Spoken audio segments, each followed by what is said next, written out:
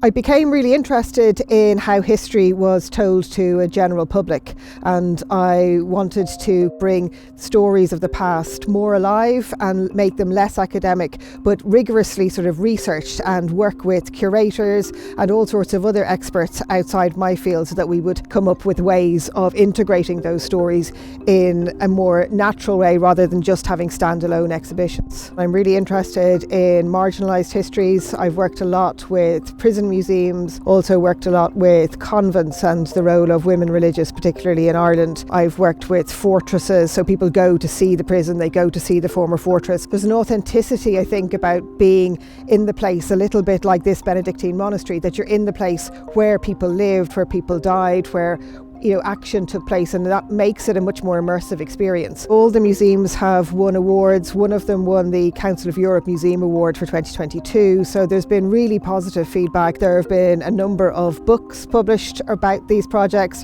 one where I go off and look at 300 museums across Ireland.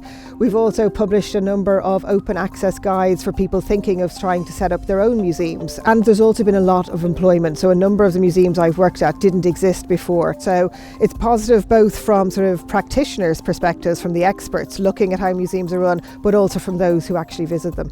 So I'm involved in still a number of related projects. I'm working on some projects with the Irish Heritage Council where we're mapping sites across Ireland where convents were, so that we can trace sort of the evolution of that across the country. I'm also working on a project with colleagues in the United States where we're dealing with marginalised communities there, particularly those who are immigrants, and looking at how they are represented. And so it's a way of connecting, I think, with the general public in an unusual but deeply fascinating way.